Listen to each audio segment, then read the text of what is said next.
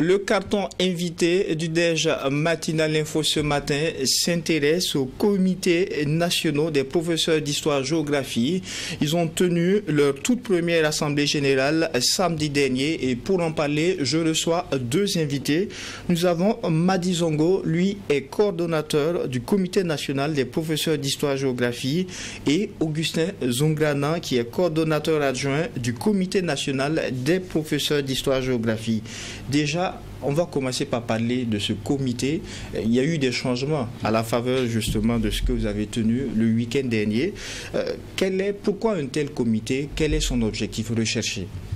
Bonjour, merci pour la parole donnée pour s'exprimer et de la coordination en question. Ici, bon, il faut un correctif, c'est une coordination, un comité. Au préalable, c'était un comité. Oui.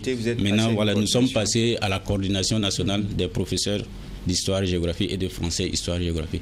Mais déjà, la mise en place, la création du comité, pourquoi est-ce que vous avez créé et pourquoi ce passage du comité à une coordination? Alors, c'était pour rassembler les collègues, puisque le comité initial n'était pas en mesure d'organiser une rencontre avec l'autorité. Et nous avons estimé qu'il faut organiser une assemblée générale où nous allons mettre en place une coordination nationale pour parler de la question de l'introduction de l'éducation civique dans le système scolaire au Burkina Faso qui va rentrer en vigueur cette année. Alors, Augustin Zongrana, quelque chose à ajouter par rapport aux objectifs de la mise en place de ce comité qui a évolué à la faveur justement de la rencontre le week-end dernier à une coordination? Ok, donc merci. Donc il faut souligner ici que à la faveur de la mise en place de la coordination nationale, nous avons invité l'ensemble des professeurs au niveau provincial afin que je puisse se rendre à la bourse du travail pour que nous puissions mettre en place cette coordination. Maintenant, les objectifs de la coordination, comme on l'a dit, c'est en quelque sorte rassembler les difficultés liées à notre matière histoire-géographie, français, histoire-géographie, afin de les porter au plus haut sommet pour en trouver des solutions. À l'intérieur de la coordination, on retrouve combien de professeurs d'histoire-géographie et de français? Vous êtes combien à peu près? Alors, la coordination est composée de 8 membres. 8 membres. Oui, du coordonnateur national et son adjoint, et du coordonnateur à l'organisation, d'un coordonnateur à l'information, d'une trésorière et son adjointe. Mais là, par rapport aux adhérents, il y a combien? Bon, il faut dire que la plupart des provinces étaient présentes. Et chaque province a eu des représentants qui ont adhéré à la coordination. Voilà. D'accord. À présent, dites-nous, on est en pleine rentrée scolaire. Pour vous, quels sont les défis du monde éducatif en ce moment? Allez-y, monsieur. Ok, donc merci. Je pense que les défis on a beaucoup de défis, les défis sont énormes. Et bon, en ce qui me concerne, je pense que le principal problème ici d'abord, c'est concernant les EDI, les élèves déplacés internes.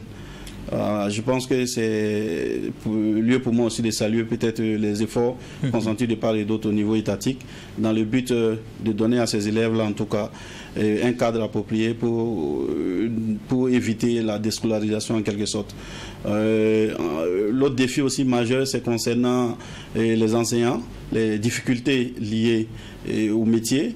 Donc naturellement les séances de recyclage et aussi les formations continues pour permettre aux enseignants de pouvoir donner un rendu en tout cas assez élogieux aux élèves afin qu'ils puissent réussir en tout cas dans le système éducatif. Alors Madi Zongo, il faut dire que comme il l'a si bien dit, c'est concernant les élèves déplacés internes et aussi côté professeurs, surtout ceux qui sont au niveau des zones rouges, et nous saluons leur courage et leur résilience et c'est pas facile. Aussi il faut dire que l'autorité en question cette année a commencé par la formation des personnels du secondaire à l'APC. C'est un défi qu'il faut relever et les enseignants ont été formés 4 jours et je pense que c'est pas suffisant mais on va faire avec et c'est des défis aussi qu'il faut travailler à relever. Alors, vous êtes tous deux des professeurs certifiés d'histoire-géographie. Oui. Dites-nous, comment est-ce qu'on devient professeur d'histoire-géographie? J'ai envie de savoir. Alors, il faut dire que pour devenir professeur d'histoire-géographie, il faut d'abord aller à l'école, évoluer, avoir le bac, et passer à l'université, faire 3 ans, avoir la licence, ou bien le CAP-CG, comment dire, et le 2, parce qu'il y a 2 ordres de professeurs, CAP-CG et puis professeur certifié des lycées et collèges. Alors, donc, tu passes le concours, tu passes faire 2 ans à l'école de formation à l'école normale supérieure de Koudougou, aujourd'hui et de devenir ENES, pour pouvoir dispenser correctement les cours. Il y a plusieurs façons aussi de recruter des professeurs qu'on appelle les directs. Voilà, donc bon, pour devenir professeur, c'est un chemin à faire. À vous, Zonglana, je vais poser la question, est-ce que vous êtes arrivé dans ce métier par la passion? Oui, bon, je dirais que, en tout cas, comme tout bon métier, c'est motivé en tout cas par peut-être un leader, ou bien bon, peut-être vous avez eu quelqu'un en tout cas qui vous a marqué. Quelle était votre motivation? Moi, ma motivation à devenir enseignant, je pense que je le dois à M. Nanema. Voilà, M. Nanema Jean-Claude, voilà, qui m'a tenu quand j'étais au lycée provincial de Djebougou. Et je pense qu'en tout cas, il m'a donné en tout cas tous les rudiments nécessaires afin que je puisse exceller dans cette matière. Voilà. Maintenant, pour rejoindre un peu le camarade, comme il a dit, je pense que pour devenir professeur d'histoire-géographie, comme il a dit, naturellement, il faut effectuer les études, avoir le bac, aller à l'université, avoir une formation académique de 3 ans ou 2 ans, sanctionnée par la licence et le DEC 2. Ensuite, maintenant, vous pouvez faire un concours et vous faites 12 mois de formation à l'ENES, 12 mois de théorie, et vous venez encore faire 12 mois de formation pratique sur le terrain. Et à l'issue maintenant des 12 mois de formation pratique, vous êtes sanctionné par une certification. Et c'est la certification qui vous permet d'exercer comme professeur en temps plein. Et aussi au niveau de, comme il a dit, les concours directs, du fait que les étudiants ont un profil académique niveau licence, on suppose que c'est une spécialisation. Donc on les permet maintenant de faire un concours direct qu'on appelle mesure nouvelle et qui les donne droit à enseigner aussi la matière. Voilà. Je posais la question tout à l'heure par rapport justement aux défis du système éducatif actuellement. Vous avez parlé de la question des déplacés internes, mais on a vu aussi au cours de cette rentrée scolaire un certain nombre d'innovations qui ont été apportées par les autorités. Il y a par exemple eu l'introduction de l'anglais à partir du CE1 qui va constituer une certaine phase pilote. Il y a aussi eu l'introduction de l'éducation civique dans le système. Qu'est-ce que vous pensez de ces 2 innovations? Je commence par vous. Ok, merci. Et encore une fois de plus, on va dire merci aux autorités pour ces innovations. Et c'est très bien. Concernant l'anglais au primaire, à partir de CE1, c'est bien. Mais bon, il y a toujours des difficultés par rapport à cet enseignement. Jusqu'à présent, nous, on se pose des questions. Qui sont ceux qui vont exécuter cette discipline au primaire? Voilà, maintenant pour il y a sûrement des renforcements de capacités au profit justement des acteurs éducatifs. Oui, peut-être. Qui ont la lourde charge d'apporter cet enseignement aux enfants. Voilà, peut-être, mais jusqu'à présent, nous n'avons aucune information liée à une formation quelconque de ces acteurs. Voilà, du primaire qui peut peut-être exécuter cette tâche. Voilà. D'accord. Second volet de la question par rapport à l'éducation civique également qui a été également ajoutée. Alors on remercie cette initiative également, c'est une bonne chose puisque ça permet de rectifier un tir mal parti puisque bon. Quel était le tir mal parti? Le tir, bon, c'est le fait même de ne pas l'introduire dès le départ puisque ça permettra même de corriger certaines entraves de la société, comme l'incivisme grandissant aujourd'hui. Et vu le contexte actuel, nous saluons cette réintroduction. Voilà. Alors, réaction à votre niveau également par rapport à ces 2 innovations? Je vais abonder dans le même sens que le camarade Zongo. En ce qui nous concerne, comme on l'a dit, on salue en tout cas l'initiative gouvernementale qui a permis en tout cas d'introduire cette... je dirais cette ancienne nouvelle matière. Parce que si on part à la genèse de l'ECM, je ne pense pas que c'est quelque chose de nouveau. Voilà, je pense que ça a débuté dans les années 98. Et on est arrivé aux années 2000 où il y a eu des difficultés et on n'a pas pu l'introduire. On est arrivé au niveau de 2007 où on a établi les thèmes et même le curricula, mais ça n'a pas été enseigné. Et aujourd'hui, en 2024, l'État a pris un arrêté. Donc je pense que c'est l'arrêté du 4 septembre et la circulaire du 4 septembre qui permet en tout cas l'introduction et l'identification en tout cas des enseignants qui sont dévolus à cette tâche-là. Et comme on l'a dit, nous sommes dans une société, excusez-moi du terme, un peu en déperdition. Voilà, donc l'État en tout cas a eu le courage de se pencher en tout cas sur cette matière-là dans le but de corriger un certain nombre d'états que nos élèves, même la société, en tout cas, fait face. Voilà, donc je pense que c'est lieu pour moi, en tout cas, de saluer cette volonté politique et cette initiative. Mais comme on l'a dit, comme le dit mon camarade, c'est dans l'exécution maintenant de la matière qu'on rencontre plusieurs difficultés. Et ces difficultés-là, en tout cas, ne sont pas en ordre pour, en tout cas, le bien fondé et peut-être l'intérêt qu'on a eu pour, en tout cas, l'introduction de cette nouvelle matière. Justement, à ce niveau, on a suivi un peu l'Assemblée générale que vous avez organisée. Vous avez émis un certain nombre de réserves par rapport à l'introduction de l'éducation civique. Et si on on regarde un peu les justificatifs que vous avez apportés, vous craignez ce que vous appelez une surcharge de travail à travers l'introduction de cela. En quoi est-ce que cela pourrait constituer une surcharge de travail pour vous? Expliquez-nous. Alors il faut dire que les surcharges sont énormes et c'est au niveau même de l'ajout d'une nouvelle matière qui va s'ajouter à d'autres matières qui sont déjà une surcharge qu'on peine même à résoudre sur le terrain. Par exemple, quand vous prenez histoire, géographie et puis français, chaque fois ce sont des matières à part entière chacune. Et ajouter une matière à part entière encore, c'est alourdir la tâche à l'enseignant. Donc vous allez voir que la charge ici aussi, c'est lié par rapport aussi au nombre de copies. Voilà, comme si vous prenez un enseignant qui va prendre une classe d'éducation civique plus ce qu'il tient déjà.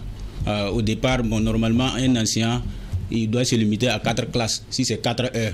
Voilà, pour les établissements publics de l'enseignement général, quand vous prenez par exemple la série littéraire, à partir de la seconde, c'est 4 heures.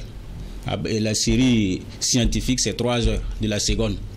Maintenant, un professeur, normalement, doit se limiter à 4 classes. Donc 16 heures ou bien 18 heures. Maintenant, on vient lui ajouter d'autres classes. Et ça peut alourdir l'emploi du temps par rapport au nombre de classes. Donc, si un professeur a 4 et 5, 6 classes, ça va aussi jouer sur les effectifs pléthoriques. Ça va jouer aussi sur le coût des évaluations, puisque l'enseignant en question va faire des recherches et préparer les cours à la maison, les fiches. Et une fiche en histoire-géographie, en moyenne, ça fait 20 pages. En histoire seulement, en géographie, en français également. Et aussi, ça va jouer sur sa santé. Puisqu'il va passer des nuits à chercher, à faire des recherches. Il faut dire aussi que le profil académique n'est pas adapté au curricula de l'éducation civique. Et il y a des thèmes qu'on aborde là-bas qui n'ont rien à voir avec le profil universitaire académique. Vous pensez à quel thème par exemple? Voilà, quand vous prenez par exemple la classe de terminale, et on parle de la constitution du Burkina Faso. Voilà, c'est purement du droit. Je ne sais pas en quoi un professeur d'histoire peut donner un cours sur la constitution du Burkina Faso. Parce que c'est des thèmes qui nous échappent. Voilà. Aussi, bon, côté difficulté. Vous avez tout à l'heure dressé le profil, comment est-ce qu'on parvient, comment est-ce qu'on devient professeur d'histoire géographie. Il y a aussi ces études universitaires et autres qui vous permettent quand même d'avoir, ne serait-ce que ces notions-là, avant d'approfondir pour pouvoir permettre aux élèves de comprendre. Il faut dire qu'à l'université déjà, et dans les filières de géographie ou bien d'histoire, on n'aborde pas des thèmes de droit. Moi, j'ai fait géographie, mais je n'ai pas étudié de droit. Voilà. Et vous pouvez demander à quelqu'un qui a fait l'histoire aussi, ou bien LM. Franchement, il me serait difficile de dispenser un cours sur la constitution de Burkina, ou bien sur le code de la route. Voilà. Et ce sera contradictoire d'aller dire des contre-vérités, puisque nous avons notre Burkina Faso, et l'introduction de l'éducation civique, nous saluons cela. Et pour ne pas dire des contre-vérités, nous estimons que c'est difficile d'aller dire des choses que nous-mêmes nous ne maîtrisons pas. Parce que c'est facile de se ridiculiser devant les enfants. On va laisser Augustin Zoungrané réagir. Il y a quelque chose que je ne comprends pas. Vous avez tout à l'heure salué justement cette idée prise par les autorités d'introduire l'éducation civique. Vous avez vous-même relevé tout à l'heure la nécessité de corriger certains tares au niveau de la société, passant justement par les élèves. Pourquoi ce revirement à travers une surcharge de travail que vous créez à travers l'introduction de l'éducation civique? Ok, donc nous, à notre niveau, nous ne pensons pas que c'est un revirement. Je pense que nous sommes là pour, en tout cas, améliorer en tout cas cette mesure qui a été déjà prise par les autorités compétentes. Ok, donc je pense que c'est, en ce qui nous concerne, si nous posons mal le diagnostic, je pense que les résultats escomptés là ne seront pas atteints. Voilà, c'est ce qui nous a amené, nous, enseignants d'histoire-géographie, à s'interroger en tout cas sur la nécessité et l'effectivité de l'enseignement civique au niveau du préscolaire et au niveau du post-primaire et du secondaire. Et comme il a dit, c'est ces difficultés-là qui nous amènent à vraiment la réticence et à la prudence. Okay, je vais un peu abonder dans le même sens comme il a dit. Parlons par exemple de surcharge. Je pense que c'est plus un élément à démontrer. La surcharge est liée au fait que les enseignants d'histoire-géographie sont déjà éprouvés par une triple et double discipline. Donc si on va plus loin, on va se retrouver avec une quadruple discipline. Je prends un exemple. Si vous êtes CAPSEG, ça veut dire que vous êtes recruté CAPSEG, vous enseignez français, histoire géo. Donc on a d'abord le français qui est une discipline, on a histoire géo qui est une discipline, et la géographie qui est une discipline. Donc vous faites déjà face à une triple discipline. Donc il vous faut préparer une fiche en français, une fiche en histoire et une fiche en géographie. Et maintenant, si on vient vous ajouter SCM, ça veut dire que vous avez 4 disciplines. Voilà, vous avez français, vous avez histoire, vous avez géographie et vous avez SCM. Donc en ce moment, comme il a dit le camarade, ça devient vraiment une charge énorme. Voilà, ça va en tout cas contribuer à, comment on appelle ça, à jouer négativement sur la santé même des enseignants. Ok. Et maintenant, comme il a dit, techniquement, je prends un exemple. Si vous avez 2 classes d'histoire, vous êtes un professeur certifié d'histoire-géographie, vous avez 2 classes d'histoire, ça veut dire que vous avez 8 heures de cours. Et si on vous ajoute 5 classes d'ECM, ça veut dire que vous avez 18 heures de cours. Et ça, c'est les heures normales. Voilà, c'est les heures dues. Mais en 18 heures de cours, vous vous retrouvez avec 7 classes. Donc, 7 classes, si on va faire une évaluation, vous vous retrouvez, bon, les classes sont autour de 70 et 60 élèves, selon les normes. Le premier cycle 70 et le second cycle 60. Si vous avez 7 classes, si vous faites une seule évaluation, ça veut dire que vous avez 7 classes multipliées par 70. Donc vous vous retrouvez avec 490 copies. 490 copies. Et selon en tout cas la législation scolaire, vous devez faire 2 évaluations plus une composition par trimestre. Donc vous vous retrouvez avec 490 copies multipliées par 3. Donc vous avez 1470 copies à corriger. Donc c'est ce qui fait que, en tout cas, ce qui nous concerne, nous disons que ça va surcharger les enseignants déjà qui sont déjà éprouvés par le travail. Voilà. Mais il ajoute également un autre aspect. Il craignait justement que l'enseignant n'ait pas cette capacité de rendre. Il a pris l'exemple de la Constitution. Il craint que l'enseignant n'étant pas formé sur les questions de Constitution n'arrive pas à rendre à l'élève, à lui expliquer ce que c'est que la Constitution, que dit telle ou telle chose. Est-ce que vous partagez les mêmes inquiétudes? C'est une réalité. Parce que comme on l'a dit, il y a la question de profil académique. Donc académiquement, si vous n'avez pas une certaine compétence, il serait difficile pour vous d'aborder avec les élèves. D'autant plus que nous sommes des formateurs.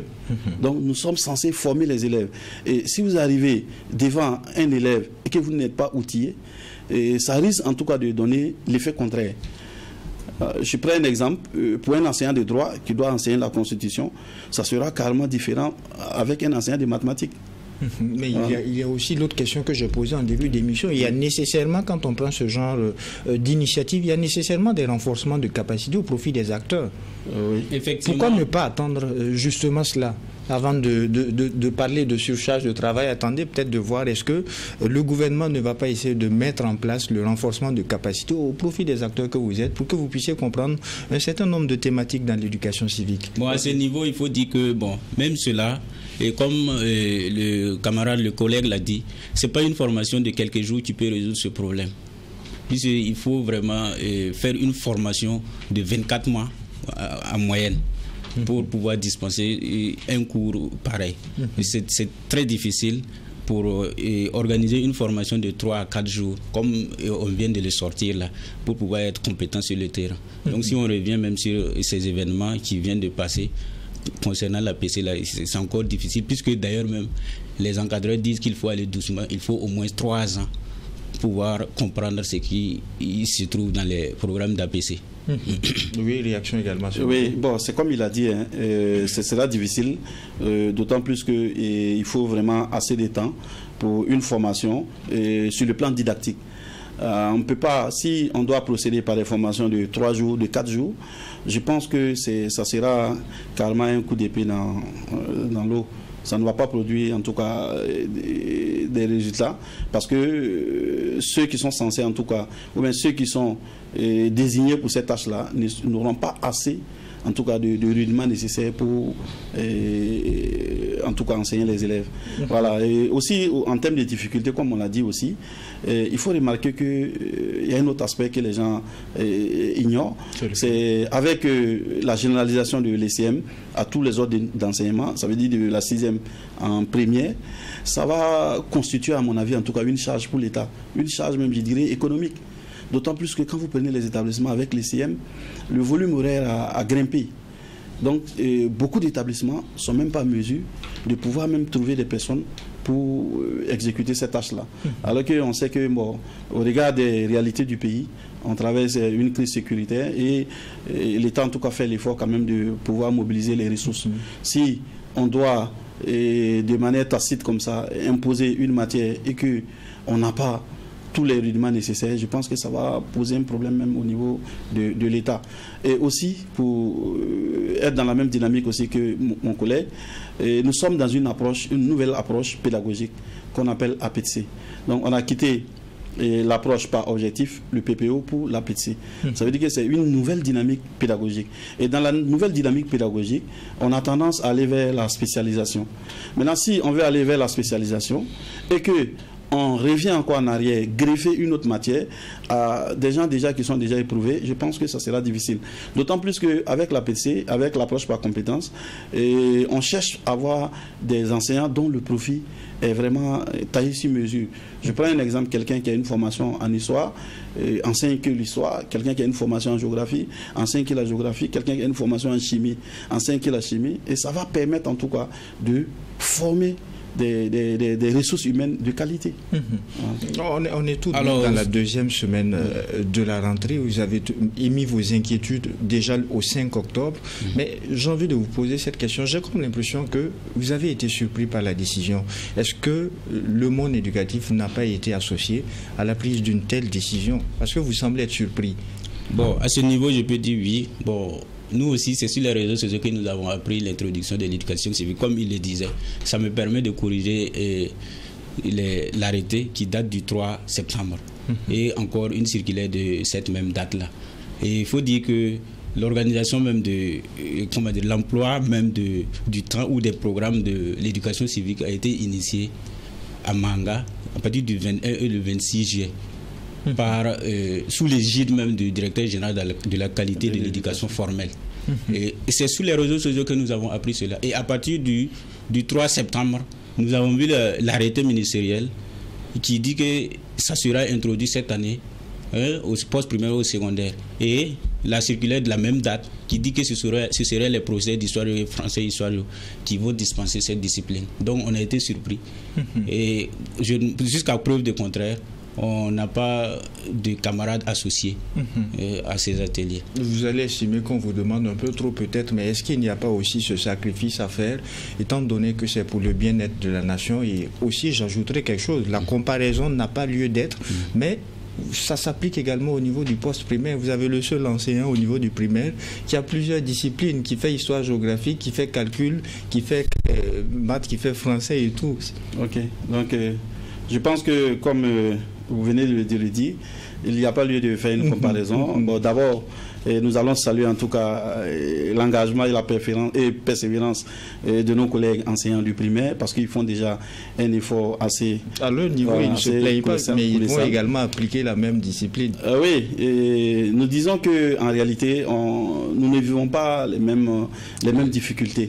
Ok, donc je prends un exemple. L'enseignant du primaire dispose uniquement d'une classe et un certain nombre d'élèves à sa charge. L'enseignant du post-primaire et du secondaire dispose de plusieurs classes. Donc ça fait déjà, ça montre à tel point que on n'a pas en tout cas les mêmes réalités. Voilà, on n'a pas les mêmes réalités. Mais bon, nous ne rentrons pas dans une confrontation parce que on sait que c'est pas facile aussi pour les enseignants du primaire qui, au-delà même de l'ECM, sont appelés en tout cas à enseigner l'anglais à partir du CE1.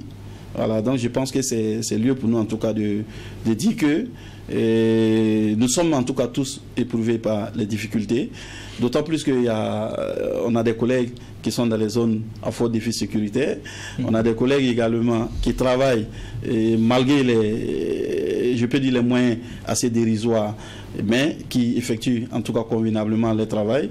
Donc c'est lieu pour moi en tout cas de dire ici que au niveau du primaire, il y a une certaine réalité. Au niveau du post-primaire et du secondaire aussi, il y a une autre réalité. Vous allez également réagir, mais pas plus tard qu'il y a à peine 48 heures. J'ai reçu ici, sur ce même plateau, le secrétaire général du syndicat des fonctionnaires de l'éducation nationale, le SINAFEB. Eh bien, il a émis, justement par rapport à vos préoccupations, lui, il a émis une idée. Il a proposé que l'on permette aux enseignants qui se retrouvent au niveau du primaire et qui ont la capacité intellectuelle, qui ont le diplôme requis, de pouvoir passer un concours et de vous aider dans cette tâche-là. Alors, donc, d'abord, je vais revenir sur la question du patriotisme. Il faut dire que, bon, déjà, on est assez patriote quand on refuse de l'enseigner parce que c'est pour... Non, j'ai parlé d'un sacrifice. Bon, d'un sacrifice, pas parlé de... Voilà, donc je rectifie. Voilà, donc ce sacrifice ici, c'est déjà, bon, il faut dire que le refus même est déjà un sacrifice pour ne pas bâcler cet enseignement sur le terrain. Voilà, c'est déjà... On n'en était pas arrivé là, donc vous refusez? On ne refuse pas. D'accord. On n'a pas dit qu'on refuse. Voilà, donc maintenant, concernant la proposition qui avait été faite par le SINAFEB, nous trouvons que toute proposition qui pourrait permettre l'enseignement de cette discipline est la bienvenue. Donc on ne rentre pas dans les comparaisons comme il l'a si bien dit, parce que c'est deux ordres d'enseignement différents. Et chacun a ses prérogatives et chacun a ses difficultés qu'il rencontre sur le terrain. Et comme il l'a si bien dit, concernant les difficultés au niveau du post-primaire et secondaire, il a pris l'exemple de 7 classes. Comme il l'a dit, 7 classes, je connais un collègue qui a un emploi du temps chargé comme ça, 5 classes d'éducation civique. Donc en moyenne, l'enseignant aura plus de 1400 copies par trimestre. Alors que les compositions, on met la pression d'envoyer les notes. Comme en 2 semaines, quelqu'un qui a peut-être 420 copies peut finir rapidement. Selon les textes, vous avez droit à combien de classes? 3. Classes. Non, il n'y a pas. Selon les textes, nous avons droit à 18 heures. D'accord. Et 18 heures, quand vous regardez en histoire géographique CAPES, on ne peut pas avoir 18 heures comme ça si on te donne 4 classes. Ça fait 16 heures. Maintenant, si on va au secondaire, il y a au niveau de la série scientifique là, des classes de 3 heures, 3 heures. Donc, tu peux avoir les 18 heures là-bas si vous êtes dans un lycée scientifique. Maintenant, concernant le volume horaire, 18 heures, ça, c'est pas un problème. C'est pas le volume, mais il y a aussi la réalité, les enseignants qui partent s'ajouter d'autres classes, étant donné aussi qu'il y a du bénéfice à se faire à ce niveau. Bon, à ce niveau, il faut dire que là, cette question, la réponse n'est pas donnée à répondre comme ça parce que c'est pas tout le monde qui le fait. Quand vous regardez, mais la réalité est qu'il y en a qui le font. Et c'est possible, mais c'est des surcharges. Et si l'État lui donne ses 18 heures, je ne pense pas qu'il va vouloir faire la vacation ailleurs. Voilà. Dans la réaction également, et puis nous sommes presque en fin d'émission, les 2 dernières minutes. Je pense que c'est dans la même dynamique. Concernant les heures dues, je ne pense pas qu'il y a un problème à ce niveau. Comme il a dit, le CAPSEG, l'emploi du CAPSEG est affilié à 22 heures et le CAPES est à 18 heures. Donc je pense que l'heure, en quelque sorte, n'est pas un problème. Maintenant, pour corriger quelque chose, vous dites que certains sont en tout cas accrus à la vacation. Voilà, je pense que c'est une réalité, mais aussi il y a une différence à quelque part, parce que même les heures de vacation là sont encadrées par voilà, une certaine... Parce que l'idée à travers ma question, c'est que quand il s'agit de vacations, on va se faire du supplément. À ce moment, on ne craint pas la surcharge, mais quand on dit peut-être d'ajouter l'éducation civique, là, on annonce directement la surcharge. C'est ce que je voulais dire. Oui, je comprends votre dynamique, mais je vais dire, pour moi, peut-être c'est lieu pour vous, peut-être, d'organiser une émission avec peut-être ceux qui sont dans la vacation.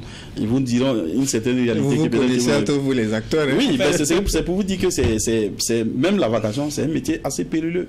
Voilà, j'en connais beaucoup qui se sont lancés dedans et au sorti du bilan, c'est pratiquement le désarroi total. Voilà, donc personne ne souhaite même faire de la vacation, c'est parce que les conditions de vie et de travail des enseignants, en tout cas, restent à désirer. C'est relativement difficile. Donc les uns et les autres sont obligés de pouvoir combler les mois avec juste des à côté. Voilà, c'est pas souhaitable, mais dans la logique de l'impossible, bon, l'impossible n'est tenu. Un dernier jour. Maintenant, pour continuer aussi, terminer rapidement. Voilà, peut-être j'allais me pencher plus sur peut-être les propositions. Voilà, c'est par là que je voulais terminer. l'État. Donc je pense que je vais laisser la parole à... Ok, quelles sont vos propositions pour ce qui concerne les propositions, ce que nous attendons de l'État, c'est d'organiser un recrutement pour former des professeurs liés à ces tâches. Et ça va permettre d'ailleurs, puisque le président il a dit, le 5 d'ailleurs, qu'il travaille à trouver du travail à la jeunesse burkinabé. Vous connaissez bien la situation économique du pays, vous connaissez la réalité aussi. Oui, mais bon, quand on est dans une dynamique de trouver du travail, je pense que c'est possible, si la volonté y est. Ok, donc je pense qu'au-delà de l'emploi, comme il a dit, on ne demande pas à ce que l'État se saigne en tout cas. Je pense que le fait même de recruter les enseignants, comme il a dit, non seulement ça va résoudre le problème de chômage, et aussi ça va peut-être résoudre même les contraintes budgétaires que l'État risque d'avoir avec l'introduction de l'ECM. Puisque à défaut de trouver des enseignants, l'État sera obligé de payer le surplus au niveau des établissements. Et ça aussi, c'est une manne financière assez importante. Voilà, je vous prends peut-être moi mon emploi du temps. Moi, je suis programmé à 20 heures de cours dans la semaine. Donc, ça veut dire que j'ai 2 heures supplémentaires que l'État est censé payer. Donc, ça fait déjà vraiment une lourde tâche. Et je pense que, comme il l'a dit le camarade, avec le recrutement des enseignants, avec la formation, en tout cas sur le plan didactique, ça va permettre en tout cas d'avoir aussi des enseignants de qualité et qui seront en mesure de dispenser cette nouvelle discipline-là. Truy TV, la télé interactive.